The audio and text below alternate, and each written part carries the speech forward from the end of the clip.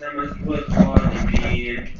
لقد صدقكم الله وعده إذ تحسونهم بإذنه حتى إذا فشلتم وتنازعتم في الأمر وعصيتم من بعد ما أراكم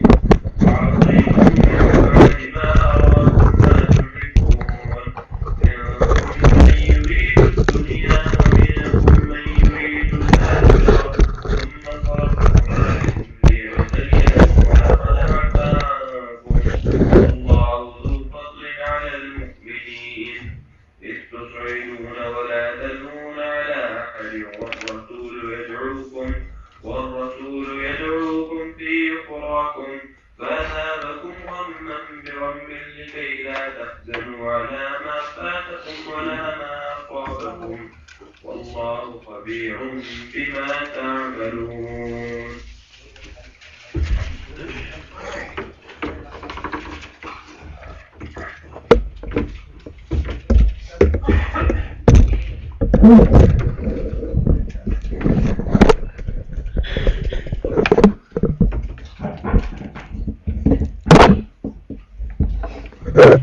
أعوذ بالله من الشيطان الرجيم. بسم الله الرحمن الرحيم.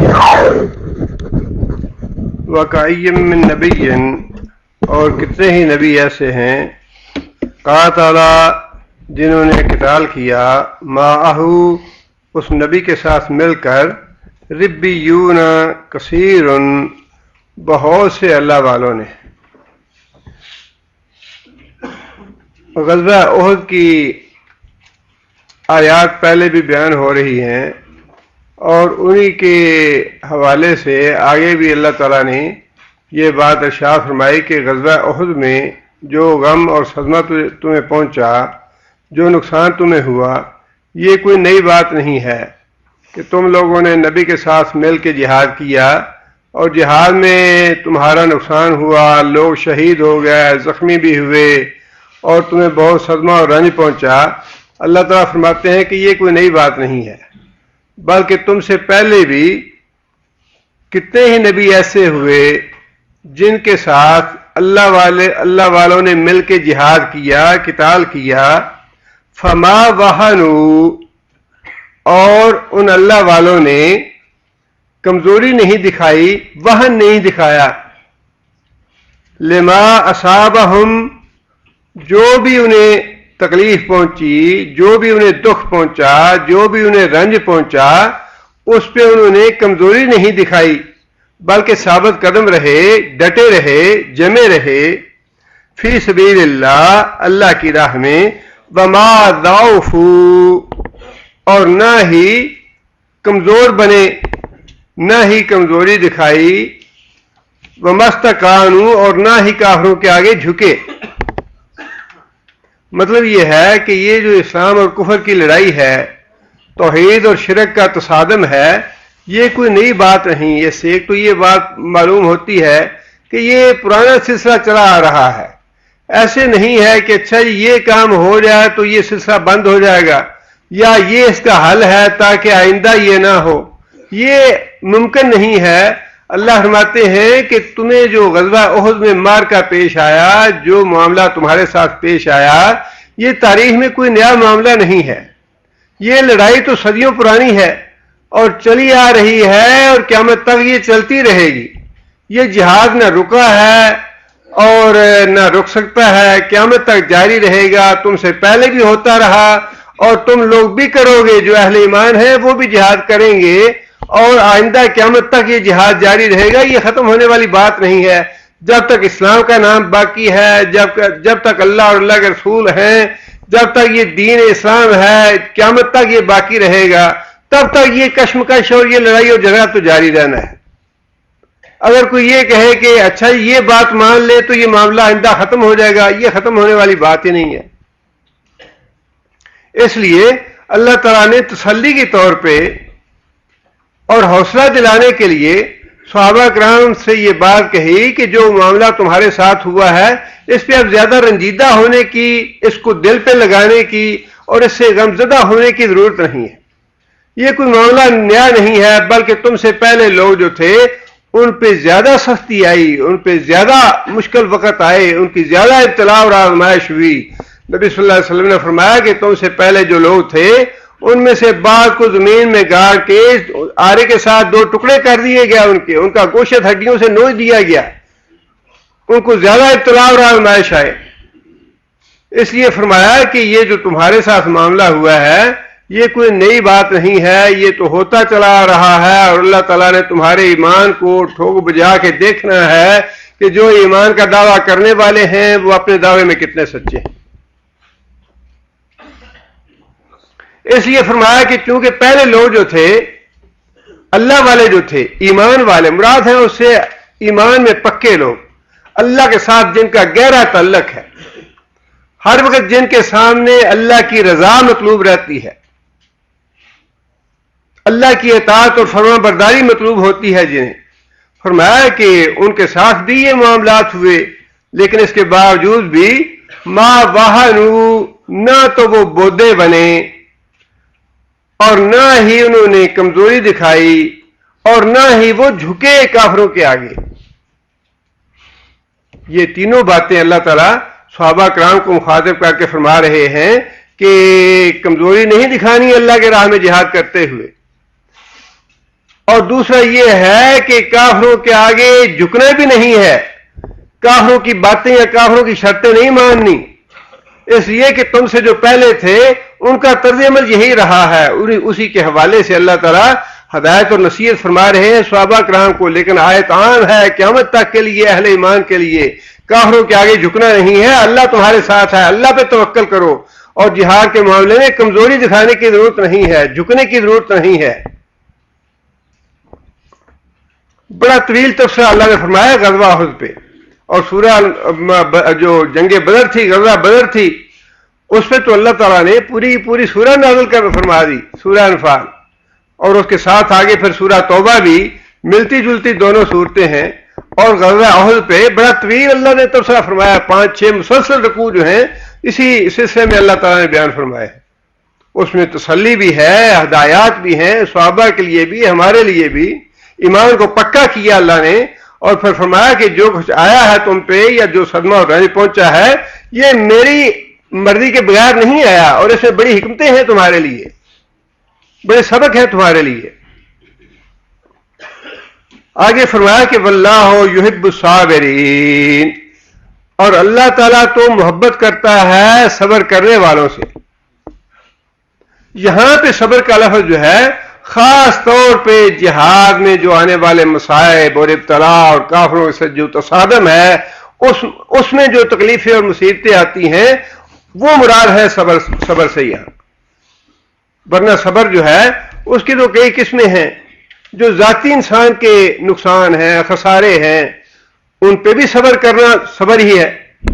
اللہ کی رضا پہ ان میں بھی راضی رہنا وہ بھی صبر ہے. عبادات میں جمے رہنا، عبادات کے معاملے میں اپنے اندر کمزوری نہ آنے دینا، یہ بھی صبر ہے. عبادت میں انسان ڈٹا رہے، اپنے عقیدے میں جمے رہنا، ڈٹے رہنا، اور کسی واقعے کی وجہ سے، کسی حادثے کی وجہ سے اپنے ایمان میں کمزوری نہ آنے دینا، یہ بھی صبر ہے.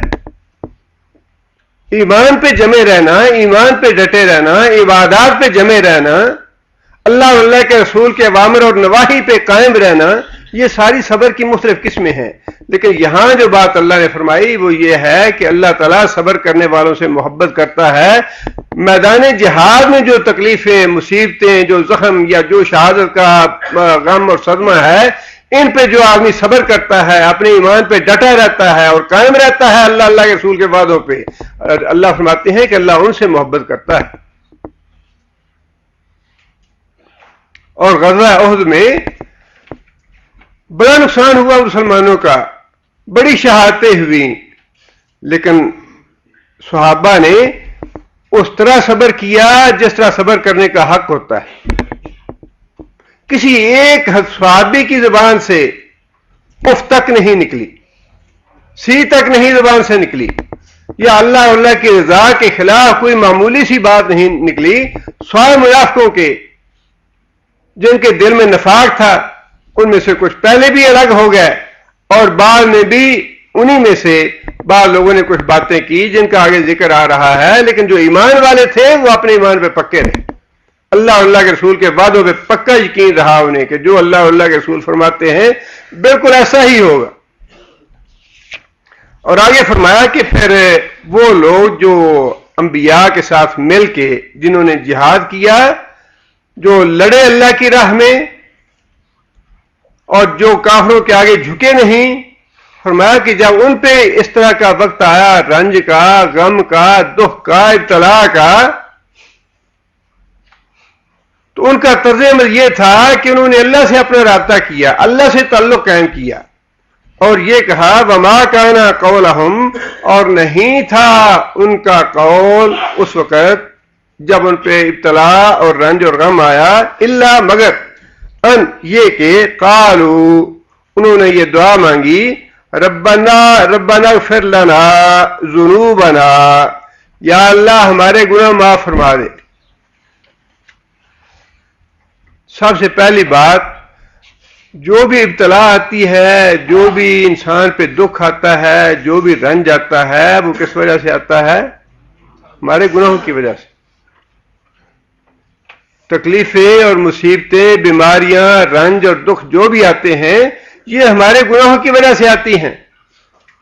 لہذا اللہ نے فرمایا کہ جب ان پہ ابتلا اور آزمائش آئی، جب ان پہ ایسا غم اور رنج کا وقت آیا، تو انہوں نے کیا کہا؟ سب سے پہلے اپنے گناہوں کی معافی مانگی، ربنا اغفر لنا ذنوبنا، یا اللہ ہمارے گناہ معاف فرما، واسرافنا فی امرنا، اور جو ہم سے زیادتی ہو گئی، اسرافنا ہماری زیادتی، فی امرنا ہمارے معاملے میں، جس طرح جنگی احد میں صحابہ سے لغزش ہو گئی، ایک تو گناہ ہے جو پہلے ہو چکے ماضی میں، ان کی بھی اللہ سے معافی مانگی، جو گناہ پہلے ہو چکے ان کی بھی معافی مانگی، اور جو حال ہی میں جس کا احساس ہو گیا، جس کا پتہ چل گیا کہ یہ ابھی گناہ ہوا مجھ سے، جس کی وجہ سے یہ رنج آیا، جس کی وجہ سے یہ بیماری مجھ پہ آئی، جس کی وجہ سے یہ صدمہ مجھے پہنچا، فرمایا کہ جو حال ہی میں تم سے گناہ ہوا، غلطی ہوئی، جس کی وجہ سے یہ ساری ابتلا اور آزمائش آئی تم پہ، اس سے بھی اللہ کی معافی مانگو، یا اللہ ہمارے پچھلے گناہ بھی معاف فرما، واسرافنا فی امرنا، اور ہمارے معاملے میں جو حال ہی میں ابھی ہم سے زیادتی ہو گئی، یا اللہ وہ بھی معاف فرما دے۔ مطلب یہ اللہم اغفر لنا ما قدمنا وما اخرنا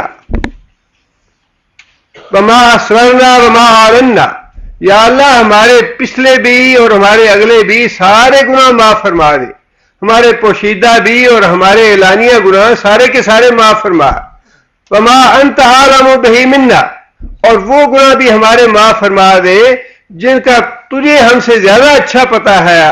بعض گناہ انسان کے ایسے ہیں انسان کو ان کا احساس ہی نہیں ہوتا، انسان کو پتہ بھی نہیں چلتا اور انسان سے گناہ ہو جاتے ہیں، یا انسان ان کو معمولی سمجھتا ہے۔ نبی صلی اللہ علیہ وسلم نے فرمایا کہ کسی بھی گناہ کو معمولی نہ سمجھو، گناہ تو بہرحال گناہ ہے، گناہ کا مطلب یہ ہے کہ اللہ اور اللہ کے رسول کی نافرمانی ہوگی، خواہ وہ چھوٹا ہے یا بڑا ہے، وہ بہرحال اللہ کی نافرمانی ہے، بہرحال وہ رسول کی نافرمانی ہے صلی اللہ علیہ وسلم کی، اور اللہ کو ناپسند ہے وہ۔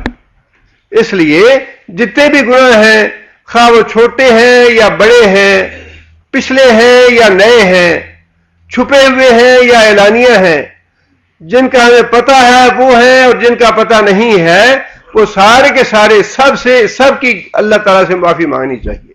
فرمایا کہ ان پہ جب ابتلا کا وقت آیا تو انہوں نے یہ دعا مانگی۔ اس کا مطلب یہ ہے کہ انسان پہ جب کوئی تکلیف آئے، جب دکھ آئے، رنج آئے، جنگ کے علاوہ بھی اپنی ذاتی زندگی میں کوئی نقصان ہو گیا، خسارہ ہو گیا، بچہ بیمار ہو گیا، یا کوئی اور دکھ اور رنج آیا، تو اس وقت کیا کرنا چاہیے؟ انسان کو اپنے گناہوں کی معافی مانگنی چاہیے۔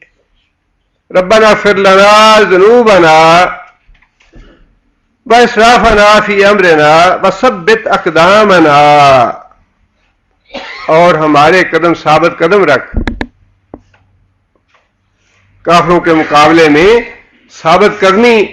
فرمایا کہ جو پہلے انبیاء آئے تھے انہوں نے بھی یہ دعا مانگی اور اللہ تعالیٰ نے ان کو ثابت قدم رکھا. اللہ کے رسول کو بھی اللہ تعالیٰ نے صحابہ کرام کو بھی یہ ہدایت فرمائی کہ اللہ سے دعا کرو کہ کافروں کے مقابلے میں ثابت قدم رہیں. اور یہ ثابت کرنی بڑی اللہ کی نعمت ہے اور بڑا اللہ کا احسان ہے. کافروں کے مقابلے میں ثابت قدم لوگ رہنے والے تھوڑے ہی ہوتے ہیں. اور یہ اللہ تعالیٰ کچھ اپنا نظام ایسا ہے کہ دنیا میں تو اللہ تعالیٰ نے کافروں کو بڑا کچھ دیا ہے, بڑی نعمتیں دی ہیں. ابھی ہمارے ایک ہی پچھلے جمعے میں بڑے دل برداشتہ تھے بھائی, کہنے لگے جی بعض لوگوں کو ہم یہ کہتے ہیں کہ فجر کی مار کے بعد نبی صلی اللہ علیہ وسلم نے فرمایا کہ رزق تقسیم ہوتا ہے, سونا نہیں چاہیے. اگر چاہیے واجب تو نہیں ہے لیکن افضل ہے, اولا ہے کہ انسان نہ سوئے. تو وہ کیا انہوں نے آگے سے کہا جی کافروں کو بھی تو رزق ملتا ہے, وہ کون سا نماز کے بعد جاگتے ہیں یا نماز پڑھتے ہیں یا اللہ کا نام لیتے ہیں, رزق تو کافروں کو بھی مل رہا ہے. بات یہ کہنی بڑی آسان ہے اور ہے واقعی بڑے دکھ کی بات, بڑے رنج کی بات کہ ایک مسلمان کی زبان سے یہ بات نکلے کہ میں اللہ کے رسول کی بات پہ اس لیے عمل نہیں کرتا کہ یہ تو کافروں کو بھی مل رہا ہے اور اللہ کے رسول کی بات مانے بغیر مل رہا ہے تو بڑے دکھ اور رنج کی بات. لیکن جو ایمان والے ہیں ان کو تو اللہ تعالیٰ نے یہ شعور دیا ہے اور اللہ کا فضل ہے کہ ایک لمحہ بھر کے لیے بھی ہمارے دل میں یہ بات نہیں آتی, اس لیے کہ جو نعمتیں اللہ نے کافروں کو دے رکھی ہیں ان کی بڑی سخت قیمت چکانی پڑے گی کافروں کو. یہ مفت میں نہیں دے رہے اللہ تعالیٰ.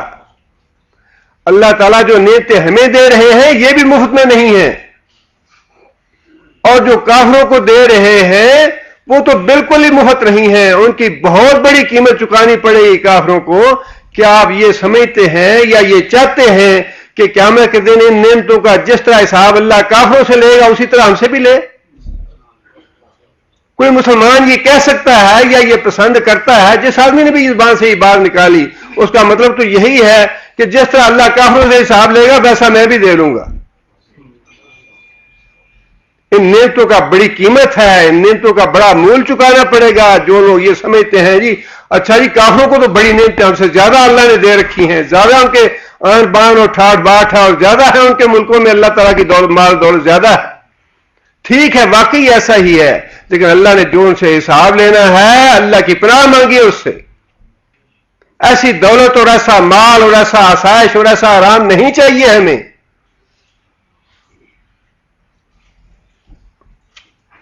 اس لیے اور یہ جو دنیا کا مال اور دولت ہے اور طمع اور لالچ ہے یہ بھی انسان کے ایمان کو ثابت قدم نہیں رہنے دیتا, انسان ڈگمگا جاتا ہے. کتنے لوگ ہیں جن کو یہاں آ کے صبر نہیں آتا اور یہاں کی طرح پہ قناعت نہیں ہے. نہیں جی یہاں سے وہاں زیادہ ڈالر ملیں گے, وہاں سے زیادہ ریال ملیں گے.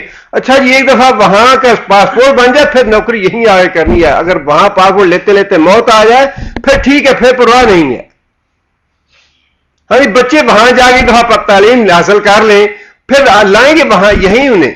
تعلیم کے دوران اگر موت آتی ہے تو مرتے ہیں جہنم میں جائیں جہاں جائیں, اس کی پرواہ نہیں ہے. اسی لیے تو اللہ کے رسول نے فرمایا تھا کہ لوگوں جب فطروں کا زمانہ آئے تو ثابت قدم رہنا فطروں پہ. فَاثْبِتُوا یا عباد اللہ, اے اللہ کے بندو ثابت قدم رہنا, ثابت قدم رہنا.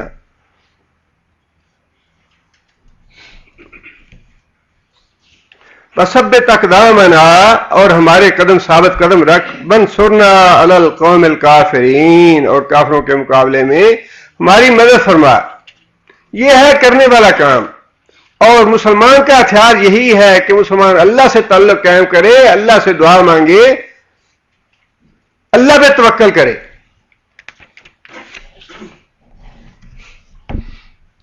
آگے پھر اللہ فرماتے ہیں فَآتَاهُمُ اللَّهُ ثَوَابَ الدُّنْيَا وَحُسْنَ ثَوَابِ الْآخِرَةِ. جب جہاد کرنے والوں نے اللہ تعالیٰ سے صبر کیا اور اللہ سے اپنے گناہوں کی معافی مانگی اور ثابت کرنے کی دعا مانگی تو اللہ تعالیٰ نے اس کے جواب میں آتاہم اللہ ثواب الدنیا, اللہ تعالیٰ نے دنیا کے میں بھی ان کو بدلہ دیا بحسن ثواب الآخرہ, اور آخرت کا جو بدلہ ہے اس کے تو کیا ہی کہنے ہیں. آخرت کا بدلہ تو بڑا خوب ہے، آخرت کا بدلہ تو بڑا اچھا ہے، وہ تو کسی نے دیکھا ہی نہیں ہے. فلا تعلم نفس ما اخفی لهم من قرۃ اعین جزاء بما كانوا يعملون. قیامت کے دن جنت میں جو اللہ نے نعمتیں رکھی ہیں وہ تو اللہ تعالیٰ نے پوشیدہ رکھی ہیں، ان پہ غیب کا ایمان ہے اہل ایمان کا، کسی نے دیکھی نہیں ہے، لیکن قیامت کے دن وہ دیکھیں گے کہ اللہ تعالیٰ نے کتنی خوب نعمتیں رکھی ہیں جنت میں ان کے لیے.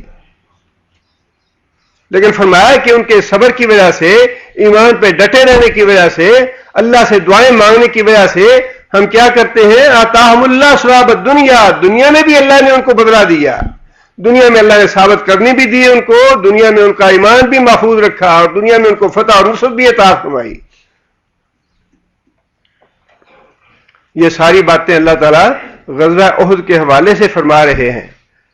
جب مسلمانوں کو دوسرے مرحلے میں شکست ہوئی اور دکھ اور رنج پہنچا تو اللہ تعالیٰ نے انہیں یہ باتیں ارشاد فرمائیں، لیکن یہ حکم تو عام ہے، یہ قاعدے اور ضوابط جو ہیں یہ تو ساری قیامت تک کے لیے، سارے مسلمانوں کے لیے ہیں کہ جو کافروں کے مقابلے میں ثابت قدم رہیں گے، ان کے مقابلے میں کمزوری نہیں دکھائیں گے، ان کے آگے جھکیں گے نہیں، ان سے اتحاد نہیں کریں گے، ان کی اطاعت نہیں کریں گے، اپنے ایمان پہ ڈٹے رہیں گے، اللہ سے دعائیں مانگیں گے.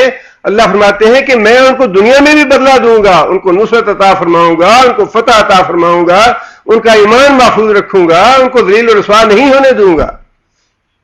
اور جو آخرت کا بدلہ ہے فرمایا کہ وہ تو تمہیں پتہ ہی نہیں ہے، اس کا تم دیکھ ہی نہیں سکتے، اس کا تم تصور بھی نہیں کر سکتے کہ کتنا اچھا ہے ثواب آخرت کا.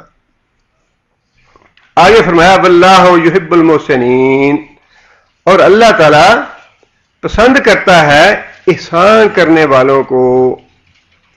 محسن احسان کرنے والا. احسان کیا ہے؟ احسان کا مادہ کیا ہے؟ حسن. حسن مادہ ہے احسان کا، اور حسن کا معنی خوبصورتی. اس طرح نیکی کرنا، اس نیکی کو اتنا خوبصورت بنانا، اس کو اتنا اچھا کر کے کرنا کہ اس سے زیادہ انسان اس کو خوبصورت بنا نہ سکے. اللہ کے رسول سے پوچھا گیا یا رسول اللہ احسان کیا ہے؟ یعنی اچھے طریقے سے عبادت کرنے کا طریقہ کیا ہے، یا اچھی عبادت کون سی ہے؟ عبادت کا حسن کیا ہے؟ عبادت کی خوبصورتی کیا ہے؟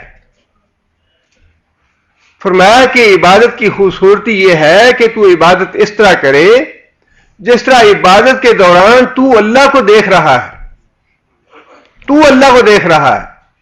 اور اگر یہ درجہ تمہیں حاصل نہ ہو سکے تو پھر کم از کم یہ درجہ تو ضرور ہونا چاہیے عبادت میں کہ اللہ تجھے دیکھ رہا ہے. عبادت کا وہ حسن پہلا ہے، پہلے درجے کا ہے، اور یہ دوسرے درجے کا حسن ہے کہ انسان کے ذہن میں کم از کم یہ بات رہنی چاہیے ہر نیک عمل کرتے ہوئے کہ اللہ مجھے دیکھ رہا ہے، اس میں کوئی اللہ کی نافرمانی نہ کروں، اللہ کو ناراض کرنے والی بات نہ کروں، کوئی اس میں ریا نہ ہو، کوئی دکھاوا نہ ہو، کوئی ایسی بات نہ ہو جس سے میرا یہ عمل نامقبول ہو جائے اللہ کے ہاں. یہ ہے حسن عمل کا. اللہ فرماتے ہیں کہ جو لوگ اپنی عبادت میں حسن پیدا کرتے ہیں، اپنے نیک اعمال کو بڑے ہی اچھے طریقے سے ادا کرتے ہیں، اللہ ان کو پسند کرتا ہے. اور اعمال کا سب سے بڑا حسن یہ ہے کہ وہ ریا اور دکھاوے سے پاک ہو، کسی دنیاوی لالچ اور طمع سے پاک ہو، خالص اللہ کی رضا کے لیے کیا گیا. من احب للہ وابغض للہ واطاع للہ ومنع للہ فقد استکمل الایمان. جس سے محبت کی صرف اللہ کے لیے، جو ناراض ہوا صرف اللہ کے لیے، جس نے اپنا مال خرچ کیا اللہ کی محبت میں، جس نے اپنا مال روک لیا اللہ کی محبت میں، فقد استکمل الایمان، اس نے اپنے ایمان کو مکمل کر لیا، اس کا ایمان ہے مکمل. جو اپنے سارے زندگی کام جو ہے خالص اللہ کی رضا کے لیے کرے. ان صلاتی و نسکی و محیای و مماتی للہ رب العالمین، میری ساری عبادتیں، میرا مرنا بھی، میرا زندہ رہنا بھی، سارے کا سارا اللہ کی رضا کے لیے. یہ ہے حسن عبادت کا، جس کے بارے میں اللہ نے فرمایا ہے کہ واللہ یحب المحسنین، اللہ ان لوگوں کو پسند کرتا ہے جو اپنے اعمال میں حسن پیدا کرتے ہیں۔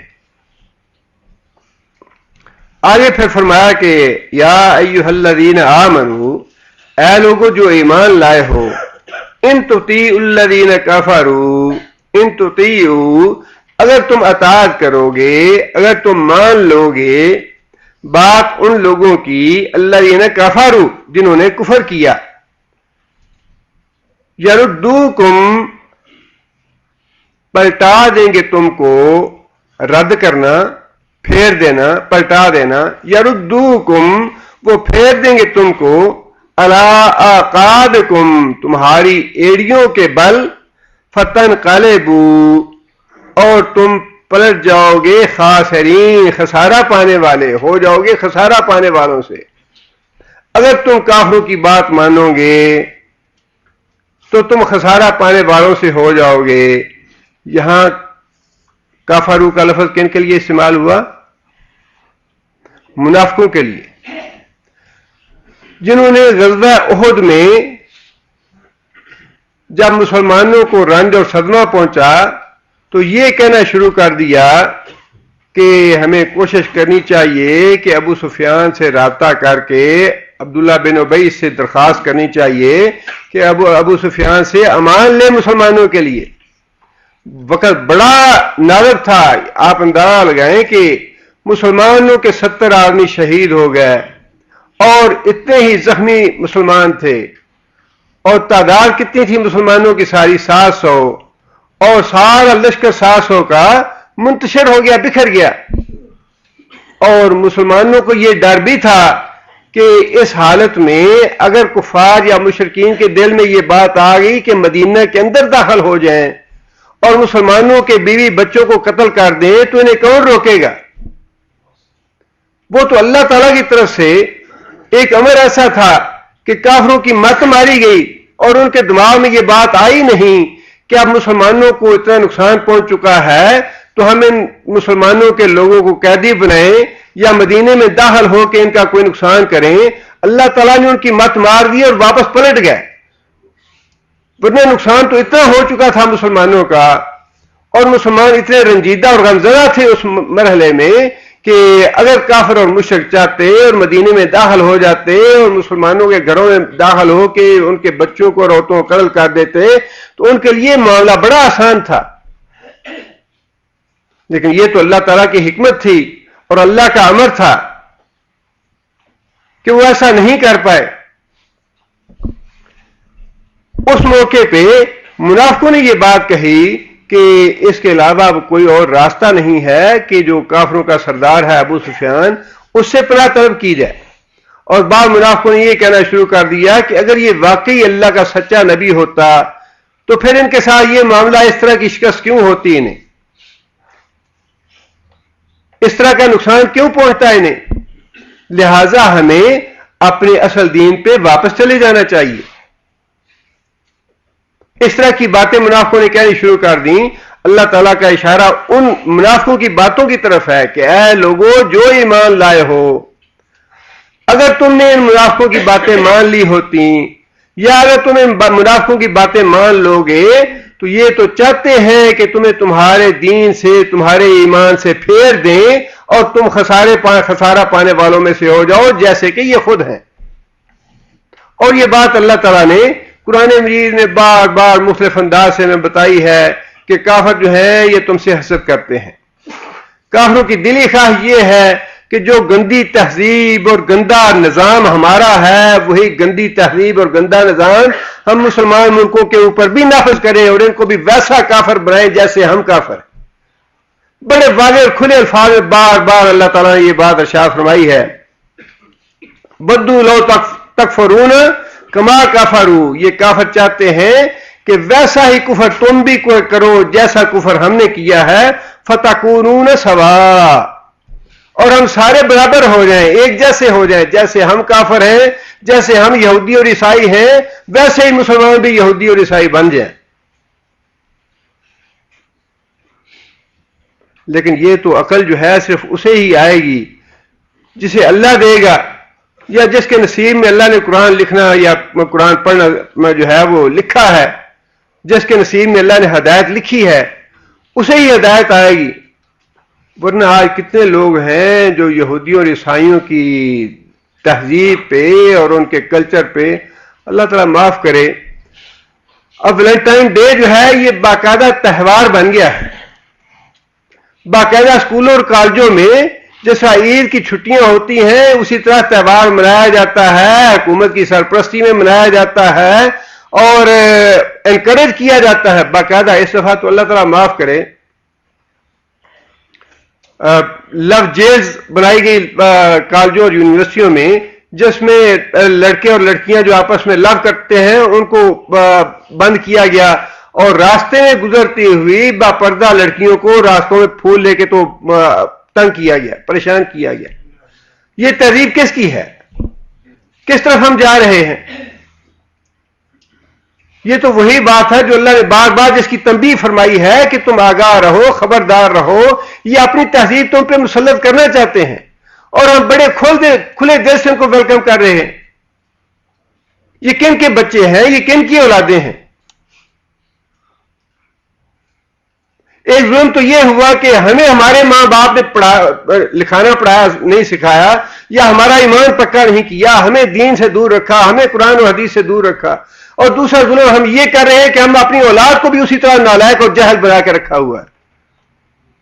کوئی مزاحمت ہے ہی نہیں ان میں، کوئی ریزسٹنس ہے ہی نہیں ان میں کہ ہمارا کوئی دین ہے، ہمارا کوئی قرآن ہے، ہمارا کوئی نبی ہے، ہمارا کوئی اللہ ہے، ہماری کوئی معاشرت ہے، ہمارا کوئی عقیدہ ہے. جو کچھ ہے وہ سارے کا سارا کافروں کا ہے.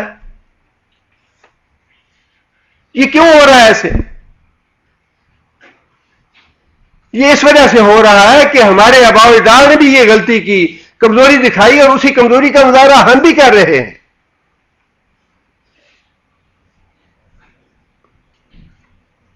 یہ آیت عام ہے، یہ غزوہ احد کے لیے نہیں ہے. اس کا سیاق جو ہے وہ تو غزوہ احد کے حوالے سے ہی ہے کہ ان منافقوں کی باتیں تم نہ مانو ورنہ تم خسارہ پانے والوں سے ہو جاؤ گے.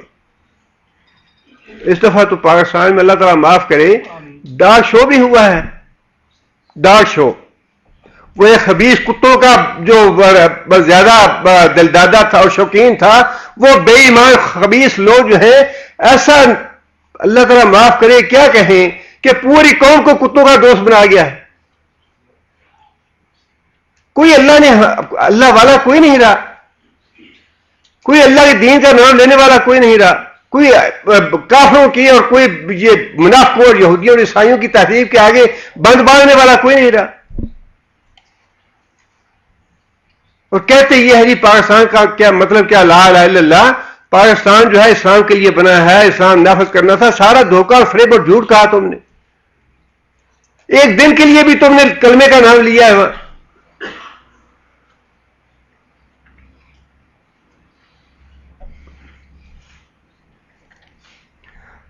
یہ آیت عام ہے کہ اگر تم کافروں کی باتیں مانو گے، مشرکوں کی باتیں مانو گے، یہودیوں اور عیسائیوں کی باتیں مانو گے، خسارہ پانے والے ہو جاؤ گے. وہ یہ چاہتے ہیں کہ جیسے کافر وہ ہیں ویسے ہی کافر تم ہو جاؤ. جس جہنم میں وہ جانے والے ہیں اسی جہنم میں تم بھی جاؤ.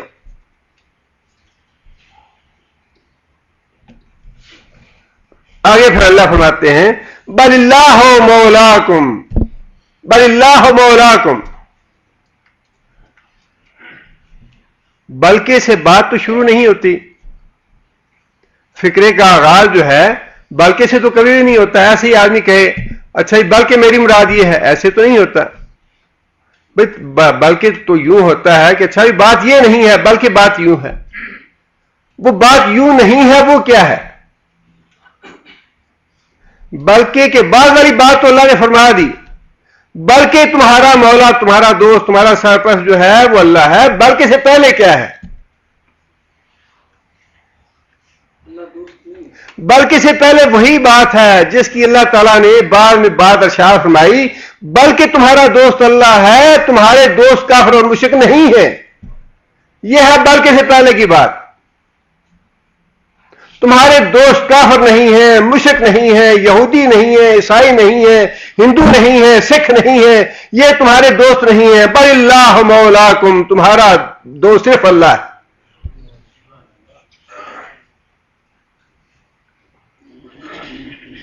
وَهُوَ خَيْرُ النَّاصِرِينَ، اس میں بھی بات وہی ہے، بل هُوَ خَيْرُ النَّاصِرِينَ، بلکہ وہ ہے تمہارا مددگار۔ اور اس بلکہ سے پہلے کیا ہے؟ اس بلکہ سے پہلے یہ ہے کہ تمہارے مددگار کافر اور مشرک نہیں ہو سکتے، یہ تمہارے خیر خواہ تمہارے ہمدرد نہیں ہو سکتے۔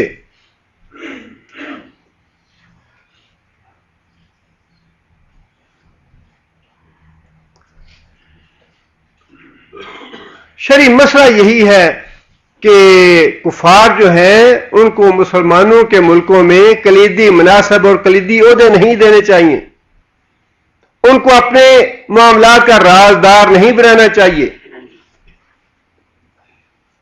اور مسلمان ملکوں میں ہم جو مناصب ہیں ان پہ کنسلٹنٹ کون ہے؟ اور کنسلٹنٹ بھی وہ ہیں جو لاکھوں لاکھوں ڈالروں سے لائے جاتے ہیں۔ سب کافر اور یہودی اور ہندو اور سکھ اور مشرک۔ نصرت کہاں سے آئے؟ کامیابی کیسے ہو مسلمانوں کو؟ اللہ نے تو فرما دیا کہ مولا اور دوست اور خیر خواہ اور مددگار تمہارا اللہ ہے، کافر اور مشرک نہ تمہارے خیر خواہ ہیں، نہ تمہارے دوست ہیں، نہ تمہارے مددگار ہیں۔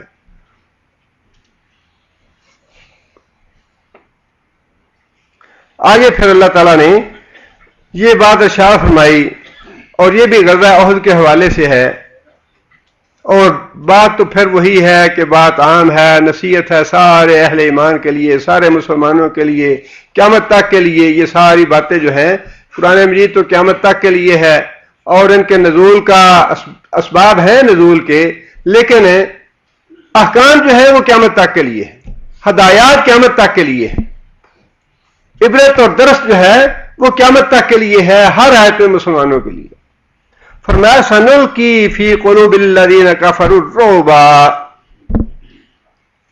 سنلقی ہم بڑی جلدی ڈال دیں گے، فی قلوب الذین کفروا ان لوگوں کے دلوں میں جو کافر ہوئے، رعبا رعب ڈال دیں گے۔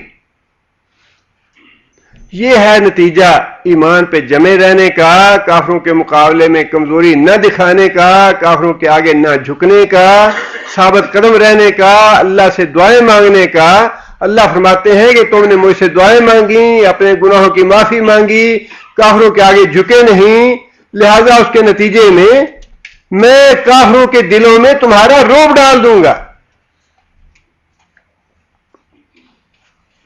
اور یہ رعب وہی ہے جس کا میں نے ابھی ذکر کیا کہ مسلمانوں کا غزوہ احد میں اتنا نقصان ہو گیا، اور ابو سفیان اپنے لشکر کو لے کے 8-9 میل مدینہ سے دور چلا گیا، اور دور جانے کے بعد اس کو اپنی حماقت کا خیال آیا کہ ہم نے مسلمانوں کا اتنا نقصان کر دیا، جنگ بدر میں 70 آدمی ہمارے انہوں نے قیدی بنا لیے، اور مسلمانوں کی تو ایک طرح سے کمر ٹوٹ گئی تھی، ہم تو ان کے باقی سارے لشکر کو قید کر سکتے تھے، ہم نے کسی ایک آدمی کو گرفتار نہیں کیا، نہ ان کا کوئی مال لوٹا ہے، نہ ان کو قید کیا ہے، نہ ان کے شہر کے بالکل ہم سر پہ پہنچ گئے تھے، نہ وہاں ہم داخل ہوئے ہیں۔ ہم نے کیا ہے سوائے اس کے کہ مسلمانوں کو قتل کیا ہے یا ان کو زخمی کیا ہے۔ جو روایتی فتح ہے وہ تو ہمیں حاصل نہیں ہوئی، 8-9 میل دور جانے کے بعد اس کو اپنی حماقت کا احساس ہوا، اور وہ واپس پلٹنے کا ارادہ کیا اس نے، لیکن بنو خدا کا رئیس تھا معبد، وہ حلیف تھا مسلمانوں کا، جب اسے یہ پتا چلا کہ مسلمانوں کو اتنا نقصان ہوا ہے تو وہ وہیں جنگی احد کے میدان میں نبی صلی اللہ علیہ وسلم کے پاس حاضر ہوا، چونکہ تھا تو کافر وہ، لیکن حلیف تھا مسلمانوں کا، اس لیے نبی صلی اللہ علیہ وسلم کے آگے تعزیت کرنے کے لیے یا تسلی دلانے کے لیے یا کچھ حوصلہ دلانے کے لیے آیا وہ، اور آ کے نبی صلی اللہ علیہ وسلم سے اس سے کچھ باتیں کی. اس کے بعد نبی صلی اللہ علیہ وسلم نے خود ہی اسے یہ بات کہی کہ کہیں ایسا نہ ہو کہ کافر جو ہیں ان کے دل میں یہ بات آئے کہ ہم واپس پلٹ کے ان کو قیدی بنائیں یا ان کا کچھ اور نقصان کریں، لہذا تم جاؤ ان کے پیچھے اور دیکھو کیا صورتحال ہے. معبد گیا وہاں پہ اور اسے یہ پتا تھا ابو سفیان کا کہ یہ تو کافر ہے، لہذا اس نے مشورہ کیا معبد سے کہ بھائی ہم نے مسلمانوں کا نقصان کیا ہے اتنا زیادہ، ان کے اتنے لوگ ہم نے قتل کر ڈالے اور ہم ان کا کوئی عالمی قیدی نہیں بنا کے لائے ساتھ، نہ ان کا کوئی مال چھینا ہے، نہ ہم مدینے میں داخل ہوئے ہیں، تو ہمیں کیا کرنا چاہیے؟ تو نبی صلی اللہ علیہ وسلم کی بات بتائے کے مطابق اس معبد نے یہ بات کہی ابو سفیان سے کہ نبی صلی اللہ علیہ وسلم تو کم از کم 70-80 آدمیوں کا لشکر لے کے تمہارے تعاقب میں آ رہے ہیں، اور زیادہ تر ان میں وہ لوگ ہیں جو غزوہ احد میں شریک نہیں ہوئے تھے، بالکل تازہ دم ہے وہ، اس لیے تو واپس جانے کا ارادہ ترک کر دو. وہ کہنے پہ ابو سفیان نے واپسی کا ارادہ ترک کر دیا، اور اللہ تعالیٰ نے مسلمانوں کو اسی بات کا حوالہ دیا ہے یہاں پہ کہ جب تم اپنے ایمان پہ پکے رہو گے، کافروں کے مقابلے میں کمزوری نہیں دکھاؤ گے، کافروں کی باتیں نہیں مانو گے، تو پھر جیسا معاملہ غزوہ احد پہ ہم نے کیا مسلمانوں کے ساتھ ویسا ہی تمہارے ساتھ بھی ہوگا. کافروں کے دلوں میں ہم تمہارا رعب ڈال دیں گے. اور یہ اللہ تعالیٰ کی سنت ہے، اللہ کا طریقہ ہے. من اصدق من اللہ قیلا، اپنی بات کو سچا ثابت کرنے میں اللہ سے بڑھ کے کوئی نہیں. 10-12 سال کی دہشت گردی اور دہشت گردی کی لڑائی کا حاصل کیا ہے؟ حاصل اس کا یہ ہے نقصان ہوا ہے، تباہی ہوئی ہے، قتل و غارت ہوئی ہے، لیکن بات وہی ہے کہ مجاہدین چند 100 تعداد میں تھے یا چند ہزار تعداد میں تھے، جتنے بھی تھے، لیکن اس کے مقابلے میں 40-50 ملکوں کی جو قوت تھی، جو ٹیکنالوجی تھی، جو پاور تھی، جو خوف تھا ان کا، جو دہشت تھی ان کی، اللہ تعالیٰ نے اس کو ذلت اور رسوائی میں بدل دیا. اللہ تعالیٰ نے کافروں کے دلوں میں رعب ڈال دیا ہے. اپنی زبانوں سے وہ بات کہہ رہے ہیں کہ یہ جنگ ایسی ہے جو ہم نہیں جیت سکتے.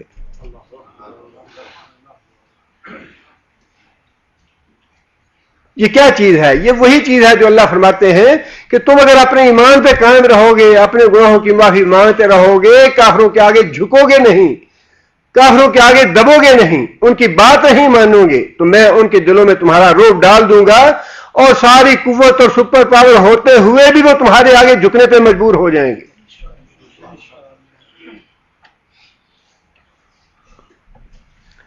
آگے اللہ نے فرمایا کہ بما اشرکو، یہ جو ڈر ہے، رعب ہے مسلمانوں کا، اللہ نے ساتھ اس کا سبب بھی بتا دیا، اس لیے کہ یہ جو مشرک ہیں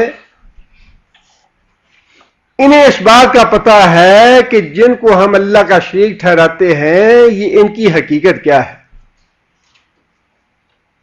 یہ کہتے تو ہیں کہ یہ مشکل کشا ہے، کہتے تو ہیں یہ حاجت روا ہیں، لیکن ان کی آنکھیں اندھی تو نہیں ہیں کہ جب عراق میں بمباری ہو رہی تھی عبد القادر جیلانی رحمۃ اللہ علیہ ساری دنیا کے مشکل کشا ہیں لیکن عراق کے نہیں ہیں، اپنے شہر کے مشکل کشا نہیں ہے، باقی ساری دنیا کے مشکل کشا اور حاجت روا ہے. کیا یہ مشرک اندھے ہیں؟ علی حجویری رحمۃ اللہ علیہ ساری دنیا کے مشکل کشا ہیں، سارے ہندوستان اور پاکستان کے حاجت روا ہیں، لیکن جب ان کے اپنے مزاج پہ بم دھماکہ ہوتا ہے تو اس کو نہیں بچا سکتے.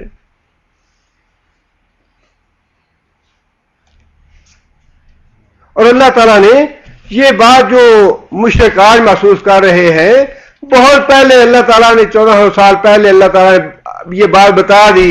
ابراہیم علیہ السلام کو پکڑ کے لے آئے، یہ ہے جس سے سارا کام کیا ہے، اس سے پوچھو اس نے ہمارے معبودوں کو اور ہمارے شریکوں کو یہ نقصان کیوں پہنچایا؟ ابراہیم علیہ السلام نے کہا کہ بل فعلہ کبیرہم ھذا فاسألوہم ان کانوا ینطقون. یہ ہے وہ بات، ان کانوا ینطقون.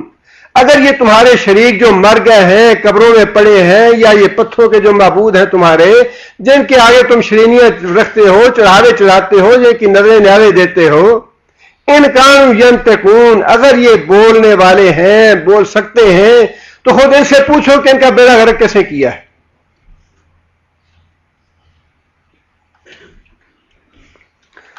آگے اللہ فرماتے ہیں کہ ثم نکسوا علی رؤوسہم، کہ مشرک جو تھے انہوں نے اپنے سر جھکا لیے.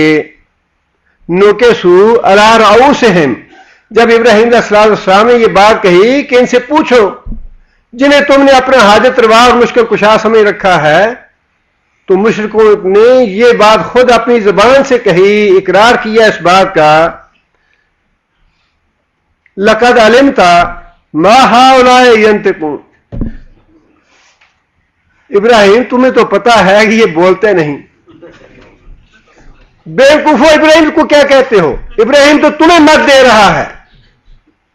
ابراہیم کو کیا بتاتے ہو؟ ابراہیم تو تمہیں سمجھا رہا ہے کہ جس بات کا اعتراف اپنی زبان سے کرتے ہو، بدبختوں کہو یہ کہ یہ حاجت روا نہیں ہے، یہ مشکل کشا نہیں ہے، یہ اللہ کے شریک نہیں ہے، یہ نہ اولاد دیتے ہیں، نہ زندگی دیتے ہیں، نہ موت دیتے ہیں، نہ صحت دیتے ہیں، ان کے ہاتھ میں کچھ بھی نہیں ہے، یہ بے اختیار ہے، نہ نفع کے مالک ہیں نہ نقصان کے مالک ہیں. اللہ نے یہاں وہی بات ارشاد فرمائی ہے کہ میں روب اس لیے یہ مروب ہو جاتے ہیں مشرک تم سے، مسلمانوں سے، کہ انہیں پتا ہے کہ ہمارے شریک جو ہے وہ کرنے والے کچھ بھی نہیں ہیں، نفع نقصان کے مالک نہیں ہیں. یہ تو دکانیں ہیں، اگر یہ اجڑ گئیں تو جن کی دکانیں چل رہی ہے گیلانیوں اور جیلانیوں کی، وہ دکانیں اجڑ جائیں گی. ان کا غم ہے کہ ہمارے لاکھوں کے نذرانے کہاں سے آئیں گے اگر یہ دکانیں چلی گئیں. تو انہیں یہ پتا ہے کہ یہ کرنے ورنے والے کچھ نہیں ہیں، دیتے کسی کو کچھ نہیں، نہ نفع کے مالک ہیں نہ نقصان کے مالک ہیں. البتہ نقصان ان کا ہوتا ہے جو گدیوں میں بیٹھے ہوئے ہیں، جو ووٹ لیتے ہیں بیوقوفوں اور احمقوں کے، نقصان ان کا ہوگا. اس لیے وہ یہ دکانیں اجڑنے نہیں دیتے. لوگوں کو بیوقوف بنا رکھا ہے انہوں نے. نہیں نہیں، بڑا کچھ ہوتا ہے، یہ جو جتنا کچھ بھی ملتا ہے انہی کی بدولت ملتا ہے، انہی کے فیض سے ملتا ہے. اللہ فرماتے ہیں کہ انہیں پتا ہے کہ یہ نفع نقصان کے مالک نہیں، لہذا یہ بڑے بزدل ہیں. تمہارا روب جو ہے تمہاری توحید کی وجہ سے کہ ہمارا جو اللہ ہے وہ سب کچھ کرنے والا ہے، ہر چیز پہ قادر ہے. یہی بات تھی جو ابو سفیان نے کہی تھی، لنا عزا ولا عزا لکم، کہ ہمارے لیے عزا ہے تمہارے پاس عزا نہیں ہے. اللہ کے رسول نے فرمایا کہ اس کا جواب دو، لنا مولا اللہ مولانا بلا مولا لکم، ہمارا مولا اللہ ہے تمہارے پاس مولا نہیں ہے. اور پھر دیکھ لو کہ ڈر جو ہے وہ کس کا پڑا، اللہ کا پڑا یا عزا کا پڑا، روب اللہ کا پڑا یا عزا کا پڑا. وہی جو کہتا تھا لنا عزا، وہ بھاگ کے چلا گیا مکے، اس کو مکے سے واپس آنے کی ضرورت نہیں ہوئی. اگر عزا تھا تو اسے تمہارے دل سے روب کیوں نہیں نکالا؟ اگر عزا تھا کچھ کرنے والا، تمہاری مدد کرنے والا، تو واپس مدینے کیوں نہ پلٹے؟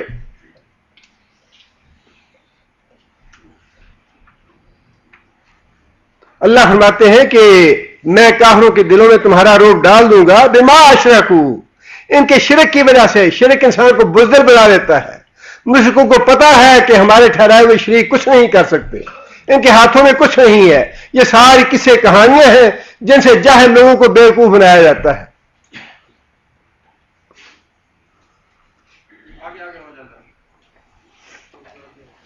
بما اشرکوا باللہ ما لم ينزل بہ سلطانا، اللہ کے ساتھ جو شرک کرتے ہیں اس وجہ سے یہ مسلمانوں سے مروب ہو جاتے ہیں. کون سا شرک؟ मा लम युनज़्ज़िल बिही सुल्ताना, जिसके हक में अल्लाह ने कोई दलील नाज़िल नहीं की।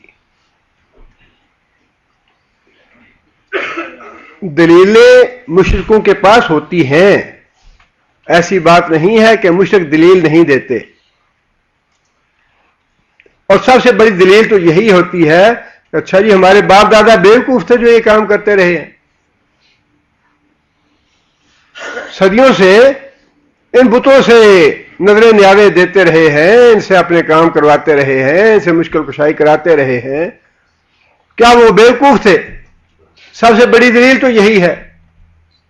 दलीलें तो होती हैं, लेकिन यहां अल्लाह ताला ने जिक्र फरमाया कि ऐसी दलील जो अल्लाह ने नाज़िल की हो इनके हक में, कोई ऐसी दलील जो अल्लाह ने उज़्ज़ा के बारे में नाज़िल की हो, जो अल्लाह ने हुबल के बारे में नाज़िल की हो, कोई ऐसी दलील जो अल्लाह ने अब्दुल कादिर जिलानी के बारे में नाज़िल की हो, कोई ऐसी दलील जो अल्लाह ने अली हजवेरी रहमतुल्लाह अलैह के बारे में नाज़िल की हो कि ये भी कुछ कर सकते हैं या इनके हाथ में भी तुम्हारा नफा नुकसान है।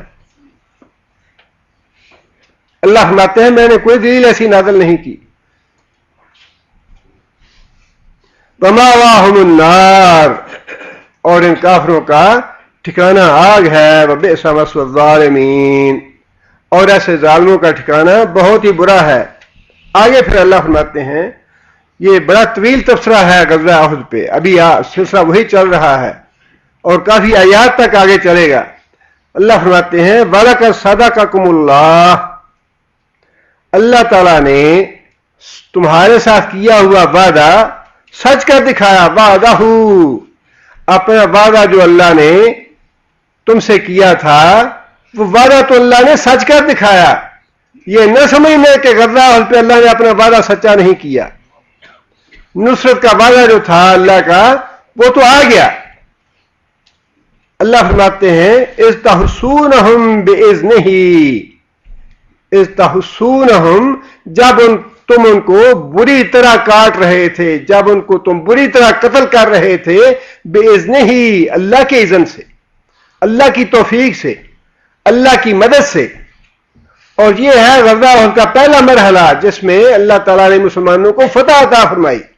अल्लाह फरमाते हैं कि अल्लाह की तौफीक से, अल्लाह की मदद से ग़ज़वा उहद के पहले मरहले में अल्लाह ने तो अपना वादा सच्चा कर दिया था। अल्लाह की नुसरत थी तुम्हारे साथ, जब तक तुमने अल्लाह और अल्लाह के रसूल की अताअत की, अल्लाह की नुसरत थी तुम्हारे साथ। अल्लाह का वादा सच्चा हो गया कि तुमने उनको कत्ल किया, तुमने उनको मगलूब किया, तुम्हें अल्लाह ताला ने फतह अता फरमाई। आगे फरमाया कि हत्ता के इज़ा फशलतुम, जब तुमने कमजोरी दिखाई, वतनाज़अतुम फिल अम्रे, तनाज़ा किया, इख्तिलाफ किया, झगड़ा किया, फिल अम्रे, नबी सल्लल्लाहु अलैहि वसल्लम के अमर के बारे में। नबी सल्लल्लाहु अलैहि वसल्लम का अमर क्या था कि 100 आदमी यहां से, नबी सल्लल्लाहु अलैहि वसल्लम के अल्फाज ये थे, अगर तुम ये देखो परिंदे हमारा गोश्त उचक रहे हैं, परिंदे हमारा गोश्त उचक रहे हैं, अगर तुम ये देखो तब भी ये जगह न छोड़ना। इतनी सख्त हदायत थी उन लोगों को। अब अल्लाह ताला ने उसका एहसास दिलाया है या उसकी तरफ इशारा फरमाया है कि ये न समझने कि अल्लाह ने वादा नहीं पूरा किया जंगे उहद में। अल्लाह ने तो अपना वादा पूरा कर दिया था, लेकिन कसर किसकी तरफ से लगी? हमारी तरफ से। जो नुकसान पहुंचा, अल्लाहुम्मा इन्ना नऊज़ु बिका मिन शरूरि अनफुसिना व मिन सय्यिआति अमालिना। हर खुतबे में नबी सल्लल्लाहु अलैहि वसल्लम ये बात इरशाद फरमाया करते थे, अल्लाहुम्मा इन्ना नऊज़ु बिका मिन शरूरि अनफुसिना।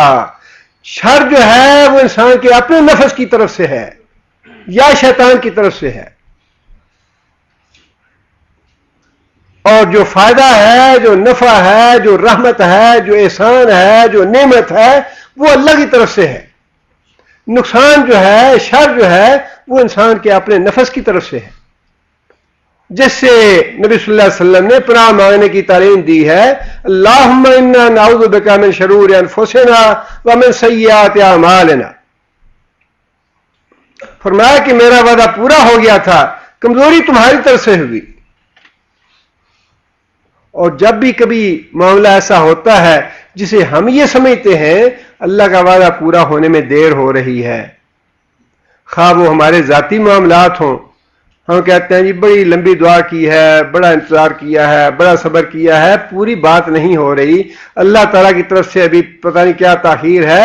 اللہ تعالیٰ کی طرف سے تاخیر یہی ہے کہ اپنے گناہوں سے توبہ کرو. ہمارے جو گناہ ہیں وہ آڑے آتے ہیں. اللہ کا وعدہ سچا ہے، اللہ جب بھی پکارے اللہ سنتا ہے. تاخیر ہماری طرف سے ہوتی ہے، کوتاہی ہماری طرف سے ہوتی ہے کہ یا تو ہم کسی گناہ میں مبتلا ہیں، وہ گناہ نہیں چھوڑ رہے، یا ہم توبہ کرنے میں دیر کر رہے ہیں، یا ہم بے صبری کا مظاہرہ کر رہے ہیں. اس لیے اللہ نے فرمایا کہ میں نے وعدہ پورا کر دیا، حتیٰ کہ کمزوری تم نے دکھائی. وَعَصَيْتُمْ وَتَنَازَعْتُمْ فِي الْأَمْرِ، اور نبی صلی اللہ علیہ وسلم کے امر کے بارے میں تم نے اختلاف کیا، جو کہ اختلاف نہیں ہونا چاہیے تھا. اللہ کے رسول سے اختلاف کرنے کی کتنا زیادہ نقصان ہوا. اب باتیں تو بڑی واضح ہیں، قرآن پڑھتے پڑھتے اللہ تعالیٰ بڑے مسائل حل کر دیتے ہیں. اب بار بار یہ باتیں ہم پوچھتے ہیں، اچھا جی یہ ہمارے مولوی صاحب نے یہ کہا ہے، امام صاحب نے یہ کہا ہے، فلاں نے یہ کہا ہے، اور آپ یہ کہتے ہیں، فلاں یہ کہتا ہے، فلاں یہ کہتا ہے. اللہ کے رسول کی بات سے اختلاف کرنے کی معمولی سی گنجائش بھی نہیں ہے شریعت میں. آپ صحابہ کی بات تو نہ کریں، اس لیے کہ صحابہ کے بارے میں بھی اللہ کے رسول نے فرما دیا کہ صحابہ کے طریقے پہ چلو، وہ نجات کا طریقہ ہے. صحابہ کے بعد تابعین ہیں، تبع تابعین ہیں، محدثین ہیں، ائمہ کرام ہیں، جو بھی ہیں بڑے عظیم ہیں، بڑا رتبہ ہے، بڑا مرتبہ ہے، ان سے اختلاف کرنے کی ایک دفعہ نہیں 100 دفعہ گنجائش موجود ہے. گنجائش تو کیا، اگر آپ یہ کہہ دیں کہ مجھے یہ پتہ نہیں کہ امام احمد بن حنبل کون تھے، تاریخ میں کوئی ایسا بندہ پیدا ہوا یا نہیں ہوا، میں نہیں مانتا احمد بن حنبل کو. زیادہ سے زیادہ آدمی یہی کہے گا یار بڑا نالائق آدمی ہے، یا کتنا تاریخ سے نا واقف اور جاہل آدمی ہے، اتنے عظیم آدمی کو یہ نہیں جانتا. زیادہ سے زیادہ یہی بات ہے نا. انسان اپنی تاریخ سے واقف ہے، لیکن اس کے ایمان میں کوئی خلل آئے گا؟ اس کے ایمان میں آپ 4 نہیں 40 اماموں کا انکار کر دیں، میں نہیں مانتا ہے. ایک امام کی بات نہیں کرتا میں. اگر 40 امام ہیں، 50 امام ہیں، 400 امام ہیں امت میں، آپ ان سارے کے سارے 400 اماموں کا انکار کر دیں، ان کے موقف سے آپ اختلاف کریں، ان کے فتوے سے اختلاف کریں، آپ کے ایمان میں قطعاً کوئی فرق نہیں آئے گا. لیکن اللہ کے رسول کی معمولی بات سے اختلاف کرنے کی گنجائش نہیں ہے. اللہ کے رسول کے بارے میں اگر آپ یہ کہیں گے مجھے تو پتہ نہیں محمد صلی اللہ علیہ وسلم کون ہیں، تو سب سے پرلے درجے کا کافر ہے، دار اسلام سے خارج ہے. اور اگر کوئی اللہ کے رسول کے فیصلہ نہیں مانتا، اللہ کے رسول کا حکم نہیں مانتا، اللہ کے رسول سے اختلاف کرتا ہے، تو اس کو یہ موقع یاد رکھنا چاہیے جس کا اللہ تعالیٰ نے نام لے کے بتا دیا کہ میرا وعدہ پورا ہو گیا تھا نصرت کا، لیکن میں نے اپنی نصرت جو تھی واپس اس لیے لے لی کہ تم نے اللہ کے رسول کی بات سے اختلاف کیا تھا. جھگڑے کی بات ہی نہیں ہے. قرآن بالکل واضح ہے. قرآن کی ایک ایک نص جو ہے وہ ہمارے لیے حجت ہے، اور اس کے ایک ایک حرف ایمان لانا جو ہے واجب ہے، فرض ہے. اللہ کے رسول نے فرمایا کہ تمہارے سارے نقصان کا سبب اور وجہ یہ تھی کہ تم نے نبی صلی اللہ علیہ وسلم کے حکم سے، نبی صلی اللہ علیہ وسلم کے امر سے، نبی صلی اللہ علیہ وسلم کی نصیحت سے اختلاف کیا، حدیث سے اختلاف کیا. تم نے حدیث یہی ہے نبی صلی اللہ علیہ وسلم کا قول. اور آج بڑی دلیری ہے اس آدمی میں جو حدیث کو چھوڑ کے، فطرہ یہی ہے. میں تو اکثر کہتا ہوں یہ جھگڑا جو ہے نا ہمارے، اللہ تعالیٰ معاف کرے، متصب علماء کا پیدا کیا ہوا ہے. یہ عوامی مسئلہ ہے ہی نہیں تقلید والا، عام آدمیوں کا مسئلہ نہیں ہے. یہ جو متصب علماء ہیں انہوں نے یہ فطرہ پیدا کیا ہوا ہے. ایک طرف تو اللہ کے رسول کی حدیث ہے اور دوسری طرف امام کا قول ہے، اور اس لیے امام کا قول لینا ہے کہ یہ ہمارے امام کا قول ہے. اگر کوئی یہ کہتا ہے، اگر ویسے بات یہ ہے بڑی دور کی بات، بڑی دور کی گمراہی ہے، یہ ماننے والی بات لگتی نہیں یہ کوئی عالم فاضل آدمی یہ کہے. لیکن اگر کوئی کہتا ہے تو سب سے بڑا فتنہ یہ ہے کہ اللہ کے رسول کی بات کو چھوڑ کے انسان یہ کہے کہ میں تو اپنے امام کی بات مانوں گا، میں تو اپنے مسلک کی بات مانوں گا، میں تو اپنے مذہب کی بات مانوں گا، مجھے پتہ نہیں اللہ کے رسول کی حدیث کیا ہے، میں نہیں جانتا اللہ کے رسول کی حدیث کو. یہ مسئلے جو ہیں یہ تو ایسے جھگڑا جو ہے نا ہمیں لڑانے کے لیے پیدا کیا ہوا ہے، فرقے بنانے کے لیے، گروہ بنانے کے لیے، اپنے اپنے بھیڑ بکریاں پکے کرنے کے لیے. اللہ تعالیٰ معاف کرے، یہ جو علماء متصب علماء ہیں انہوں نے انسان نہیں سمجھ رکھا، انہوں نے بھیڑ اور بکریاں بنا رکھا ہے، ہمیں اپنے اپنے گروہ بنا رکھے ہیں. اور کوئی یہ برداشت نہیں کرتا کہ ہمارے ریوڑ سے کوئی بکری کسی دوسرے ریوڑ میں چلی جائے. ورنہ اللہ کے رسول کی حدیث سے اور اللہ کے رسول کی سنت سے اختلاف کی کوئی گنجائش ہو اسلام میں یا شریعت میں؟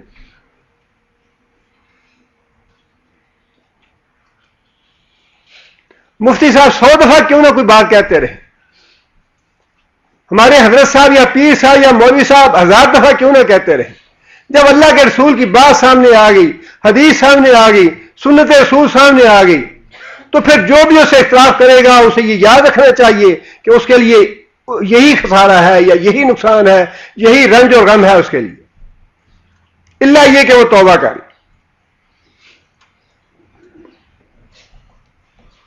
فرمایا کہ اسیتم وتنازعتم فی الامر، تم نے اللہ کے رسول کے امر کے بارے میں جھگڑا کیا.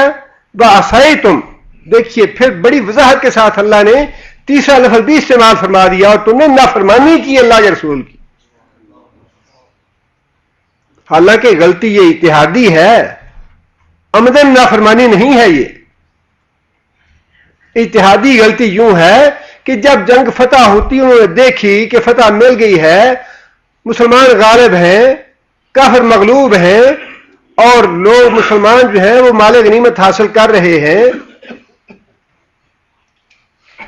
تو انہوں نے یہ سمجھا کہ جنگ تو اب ختم ہو گئی اور مال غنیمت حاصل کرنا جو ہے یہ جہاد کا حصہ ہے، جہاد سے الگ کوئی چیز نہیں ہے. اسی جہاد میں حصہ لینے کے لیے انہوں نے یہ سوچا، جو 50 آدمی چلے گئے، کہ ہم اس میں حصہ لیتے ہیں، اور جو باقی 50 رہ گئے ان کا اتحاد یہ تھا کہ نہیں جیسے اللہ کے رسول نے فرمایا ہم نے ویسا ہی کرنا ہے. اور وہ 50 آدمی وہیں کے وہیں شہید ہو گئے سارے. 40 آدمی گئے اور 10 شہید ہوئے. 10 آدمی اپنے اتحاد میں سچے ثابت ہوئے، صحیح ثابت ہوئے، اور جن کا اتحاد غلط تھا اللہ نے واضح الفاظ میں یہ بات انہیں فرمائی کہ تم نے اللہ کے رسول کی حدیث، اللہ کے رسول کی سنت، اللہ کے رسول کا قول، اللہ کے رسول کا حکم جو ہے اس میں اختلاف بھی کیا، وعصیتم، اور پھر نافرمانی کی، تم نے عملاً چھوڑ کے چلے گیا وہ جگہ. بڑا سبق ہے اس میں ہمارے لیے.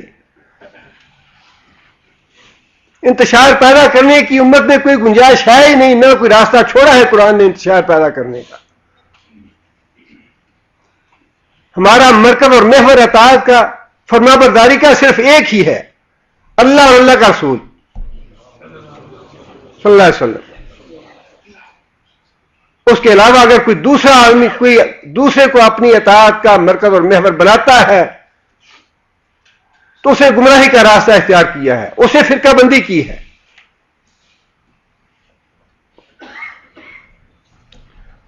آگے فرمایا اللہ نے من بعد ما اراکم ما تحبون، اور یہ جو نافرمانی کا واقعہ پیش آیا، جو اللہ کے رسول کے امر میں تم نے اختلاف کیا، یہ کب پیش آیا؟ من بعد، اس کے بعد، ما اراکم، کہ دکھا دیا تم کو اللہ نے، ما تحبون، وہ چیز جسے تم پسند کرتے تھے، جسے تم پسند کرتے تھے وہ اللہ تمہیں دکھا چکا تھا، اور وہ دیکھنے کے بعد تم نے یہ غلطی کی نافرمانی والی، اور میں نے بھی اپنی نصرت ختم کر کے تمہیں سزا دے دی۔ جیسے ہی نافرمانی ہوئی ویسے ہی اللہ کی پکڑ بھی آ گئی۔ ہماری پریشانیاں اور ہمارے دکھ درد کیوں دور نہیں ہوتے؟ ہم اللہ کے رسول کی نافرمانیاں کرتے ہیں۔ اعتراف کریں اس بات کا کہ ہم مجرم ہیں، ہم گنہگار ہیں، ہم اللہ کے رسول کی نافرمانیاں دن رات کرتے ہیں، اور پھر اکڑتے بھی ہیں، اور نہیں ساڑھے پیچھے بھی پولیس لگی ہے، اپنے آپ کو پاک باز سمجھتے ہیں۔ یہ دوسرا گناہ ہے۔ ارشاد یہ ہے، لا تزکوا انفسکم، اپنے منہ میاں مٹھو نہ بنو، اللہ جانتا ہے کون کتنے پانی میں ہے۔ اگر اللہ نے پردہ ڈال رکھا ہے ہمارے اوپر اور ہم ایک دوسرے کے سامنے عزت دار بنے ہوئے ہیں تو اللہ کا شکر ادا کریں، لیکن ہم ہیں کتنے پانی میں یہ اللہ جانتا ہے، میں کتنا گنہگار ہوں اور آپ کتنے پاک ہیں، یہ سارے معاملے اللہ کے پاس ہیں۔ ہمیں اپنے منہ سے میاں مٹھو نہیں بننا چاہیے جی ہم بڑے پاک ہیں، بڑے پرہیزگار ہیں۔ اللہ کے رسول نے فرمایا کہ خود اللہ یہ فرماتا ہے کہ لوگوں تم دن رات گناہ کرتے ہو، مجھ سے معافی مانگو، میں تمہارے گناہ معاف کرنے والا ہوں۔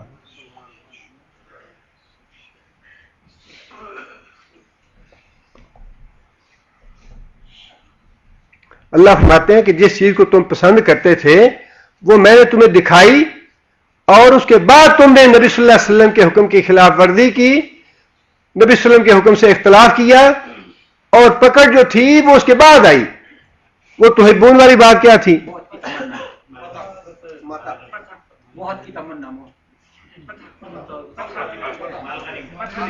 دونوں چیزیں مفسرین نے لکھی ہیں، مال غنیمت بھی لکھی ہے اور فتح بھی لکھی ہے، لیکن واللہ عالم بالصواب میرا اپنا رجحان یہ ہے کہ یہاں مراد فتح ہے۔ جو فتح تم چاہتے تھے، جو فتح تم اللہ سے مانگتے تھے، جو نصرت اللہ سے تم مانگتے تھے، وہ اللہ نے تمہیں دکھا دی پہلے مرحلے میں، لیکن وہ فتح دیکھنے کے بعد غلطی تم سے ہوئی، نافرمانی تم نے کی، اللہ کے رسول کے حکم کے معاملے میں اختلاف تم نے کیا، لہذا ہماری نصرت واپس ہو گئی۔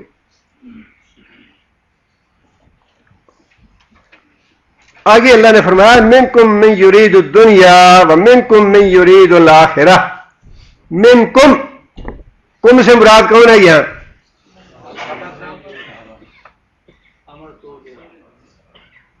کم سے مراد یہاں صحابہ کرام ہیں۔ آپ دیکھ لیجئے کہ اللہ کے رسول سے اختلاف کرنے پہ اللہ نے کتنی سخت پکڑ فرمائی ہے، بڑی سخت پکڑ ہے یہ، اور ہمارے تو بڑے دلیر ہیں علماء، اللہ معاف کرے، اللہ کے رسول تک تو جاتے نہیں ہیں نا، اللہ کے رسول کے علاوہ ہمارے نیچے نیچے رسول بڑے ہیں۔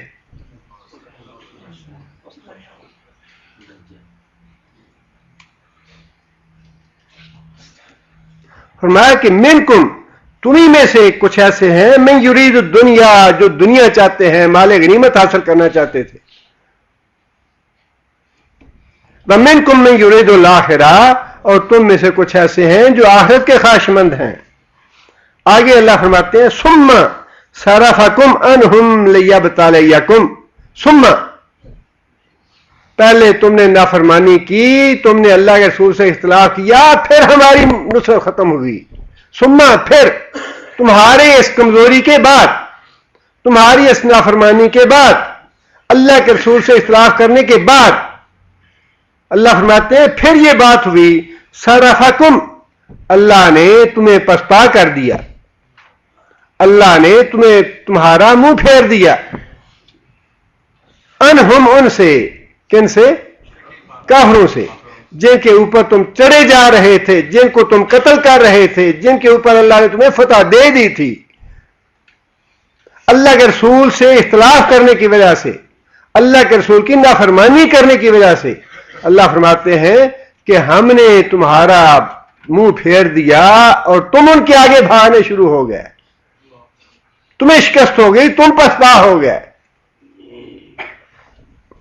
لیبتلیکم, تاکہ اللہ تعالیٰ تمہیں آزماتا. یہاں پھر اللہ تعالیٰ نے صحابہ کرام سے اگلی آیت میں بھی اللہ نے یہ بات ارشاد فرما دی, وَلَقَدْ عَفَا عَنْكُمْ, اللہ نے تمہیں معاف کر دیا. یہ تو اللہ تعالیٰ نے صحابہ کی عظمت اس میں بیان فرما دی. بڑا مقام ہے جس کو اللہ تعالیٰ نے قرآن میں یہ بات کہہ دی, عفا عنکم. پہلے اللہ تعالیٰ, ویسے اللہ تعالیٰ کے تو ظاہر اللہ فرماتے ہیں کہ مجھے بات کرتے شرم نہیں آتی. اللہ کو کس بات کا جھجک ہے؟ اللہ تعالیٰ نے پہلے باتیں بھی بڑی سخت فرمائی ہیں, ٹھوک بجا کے یہ بات کہہ دی, تم نے نافرمانی کی ہے, نافرمان ہو تم اللہ کے رسول کے, تم نے اختلاف کیا ہے اللہ کے رسول کی حدیث سے, اللہ کے رسول کے قول سے, اللہ کے رسول کے امر اور حکم سے اختلاف کیا ہے تم نے. ٹھوک بجا کے کہہ دیا کہ تم دنیا چاہنے والے, دنیا آ گئی تمہارے دل میں, تم دنیا کے خواہش مند تھے. ٹھوک بجا کے کہہ دیا. وہاں اللہ نے رعایت نہیں کی, اس لیے کہ وہاں تعلیم دینی مقصود تھی قیامت تک سارے مسلمانوں کو کہ اللہ کے رسول کی حدیث سے, اللہ کے رسول کی سنت سے, اللہ کے رسول کے قول سے معمولی سا اختلاف بھی نہ کرنا, ورنہ میں سخت سزا دوں گا, وہی پکڑ لوں گا. یہ جرأت نہ کرنا. اللہ کے رسول کا معاملہ بڑا نازک ہے, ہم نے تو کھیل اور تماشا بنا رکھا ہے. اللہ کے رسول کا معاملہ بڑا نازک ہے. اللہ کی رضا, نبی صلی اللہ علیہ وسلم کی رضا میں اللہ کی رضا, نبی صلی اللہ علیہ وسلم کی خوشی میں اللہ کی خوشی, نبی صلی اللہ علیہ وسلم کی اطاعت میں اللہ کی اطاعت, نبی صلی اللہ علیہ وسلم کا قول اللہ کا قول.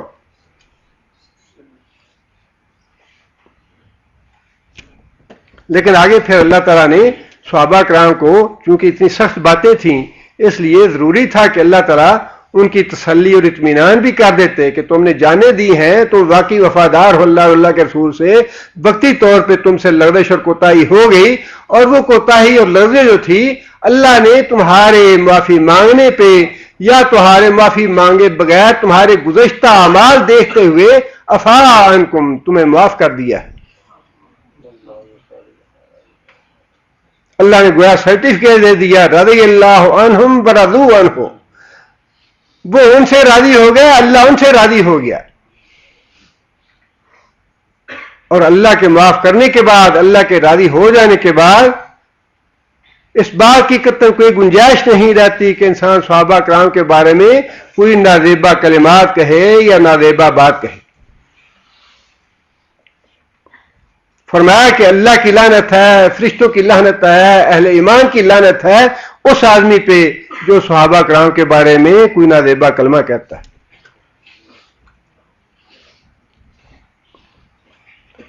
فرمایا لیبتلیکم, تاکہ تم کو آزمائے.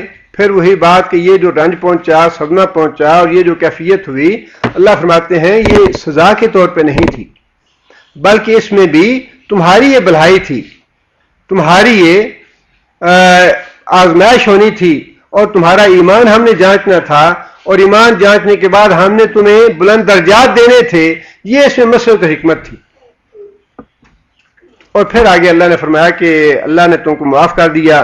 واللہ ذو فضل علی المؤمنین, اور اللہ تعالیٰ سارے اہل ایمان پہ بڑا فضل فرمانے والا ہے.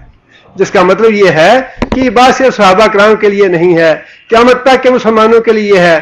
جب بھی کوئی اجتماعی غلطی ہو جائے, اجتماعی گناہ ہو جائے پوری قوم سے, اور وہ اللہ سے معافی مانگے اجتماعی طور پہ, یا پھر ذاتی زندگی میں انسان سے کوئی غلطیاں ہو جائیں, گناہ ہو جائے, نافرمانی ہو جائے, اللہ فرماتے ہیں میں اہل ایمان کے لیے بڑا فضل کرنے والا ہوں, مجھ سے معافی مانگو میں معاف کر دوں. اللہ تعالیٰ ہمیں عمل کرنے کی توفیق عطا فرمائے.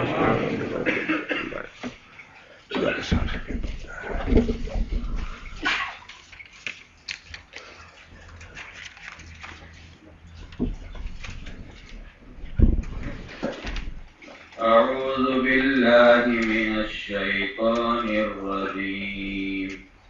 بسم الله الرحمن الرحيم.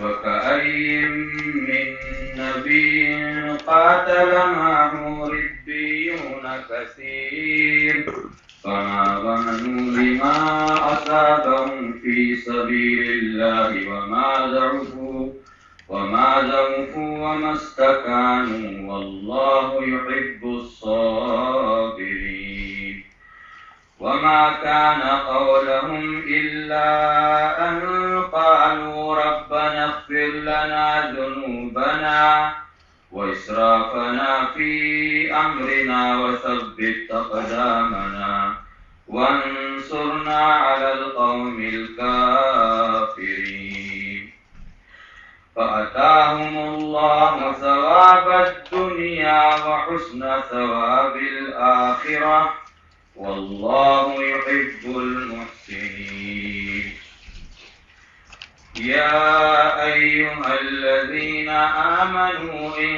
تطيعوا الذين كفروا يردوكم على أعقابكم فتنقلبوا خاسرين بل الله مولاكم وهو خير الناصرين سنلقي في قلوب الذين كفروا الرعب بما أشركوا بالله ما لم ينزل به سلطانا ومأواهم النار وبئس مثوى الظالمين ولقد صدقكم الله وعده إذ تحسونهم بإذنه حتى إذا فشلتم وتنازعتم في الأمر وعصيتم من بعد ما أراكم ما تحبون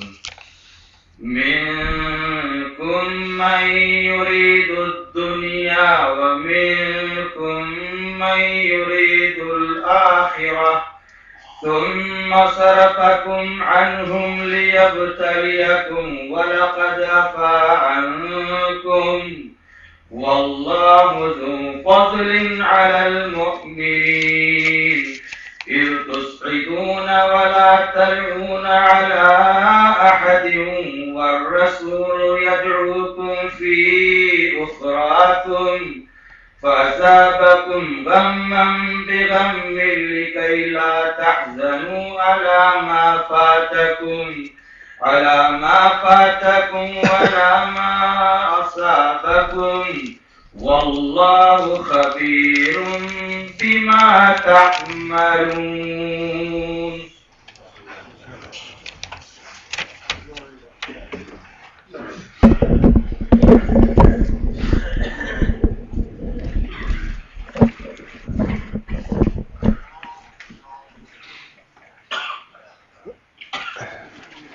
یہ ایک بھائی نے درخواست کی ہے کہ بغیر کہے لوگوں کو چاہیے کہ وہ قریب قریب ہو کے بیٹھیں تاکہ بعد میں آنے والے لوگوں کے لیے جگہ بن جائے. لوگ مختلف زبانوں میں کتابیں چاہتے ہیں. میں نے مکتب سے کتابیں لے کر رکھی ہیں جس میں چائنیز زبان میں فلپائنی اور ہندی اور تامل زبان میں کتابیں ہیں. جس آدمی کو چاہیے وہ مکتب کے محمد غوث صاحب ہیں, درس کے لیے اہتمام وغیرہ بھی کرتے ہیں, ان کی طرف سے ہے شاید یہ. اگر کسی کو کتابیں چاہیے ان زبانوں میں تو لے سکتے ہیں. وہ حیض والی عورت کے بارے میں قرآن وہ پڑھ سکتی ہے یا نہیں؟ حدیث میں یہی ہے کہ قرآن کی آیات توڑ توڑ کے پڑھ سکتی ہے. مثلا اگر کسی کو پڑھانا ہو تو اس کو ایک ایک لفظ یا دو دو لفظ کر کے بتا دیے جائیں. لیکن باقاعدہ پڑھنے کے بارے میں بعض علماء نے لکھا ہے کہ اگر کوئی حافظہ ہے اور وہ اس کو خدشہ ہے کہ بھول جائے گی تو ایسی کسی صورت میں اجازت ہے. لیکن جو حدیث میں ہے وہ تو یہی ہے کہ ٹکڑے ٹکڑے کر کے پڑھ سکتی ہے, مسلسل نہ پڑھے. واللہ اعلم بالصواب. ایک بھائی نے لکھا ہے کہ ان کے عزیز بیمار ہیں کافی دیر سے, اللہ تعالیٰ کو شفا عاجلہ اور کاملہ عطا فرمائے. اور ایک بھائی نے لکھا ہے امام سورہ فاتحہ کے بعد اتنا لمبا وقفہ کرنا ہے کہ سورہ ملانے سے پہلے تو کیا یہ وقفہ نبی صلی اللہ علیہ وسلم نے کیا تھا؟ سورہ فاتحہ کے بعد جو وقفہ کیا جاتا ہے یا بعض امام کرتے ہیں، یہ بعض احادیث سے ثابت ہے، اس لیے اگر کوئی امام کرتا ہے تو اس میں سورہ فاتحہ پڑھ لینی چاہیے۔ بیمہ پالیسی سود میں شامل ہے یا نہیں؟ میرے ناقص علم کے مطابق بیمہ پالیسی جو ہے جائز نہیں ہے۔ گاڑی یا موٹر سائیکل قسطوں پہ لینا، قسطوں پہ لینے کے بارے میں یہاں کے علماء کا فتویٰ ہے کہ یہ جائز ہے، اس لیے اگر کوئی آدمی لینا چاہے تو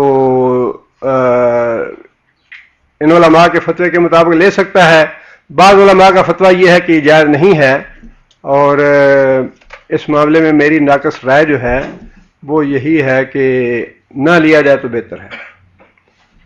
ایک بھائی نے اپنی اہلیہ کو 2 سال قبل 2 طلاق دیے، پھر رجوع کر لیا، اولاد بھی ہوئی، اب وہ 1 طلاق دے دیا ہے، کیا 3 طلاقیں ہو گئیں؟ یہ 3 طلاقیں ہو گئی ہیں اور اب رجوع کی گنجائش نہیں ہے۔ نماز کے لیے ساتھی مسلمان بھائی کو کتنی دیر تک کہنا چاہیے؟ جب تک اللہ توفیق دے کہتے رہنا چاہیے۔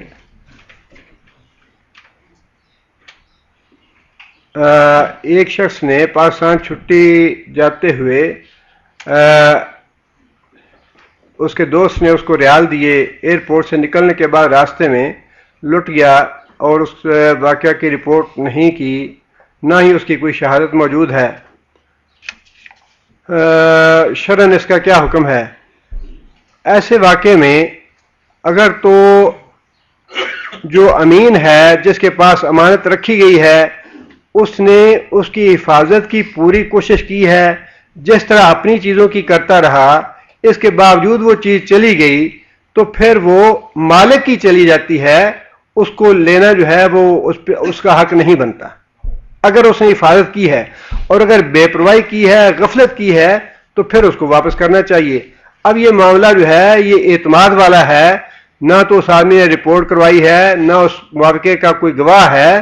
اگر آپ کو اعتماد ہے اس آدمی پہ کہ یہ آدمی اپنی گزشتہ زندگی میں امین تھا، کبھی اس نے خیانت نہیں کی، جھوٹ نہیں بولا، تو پھر اس کا حال تو یہی ہے کہ اس کے کہنے پہ اعتماد کیا جائے اور شرعاً اس سے لینے کی کوئی گنجائش نہیں ہے۔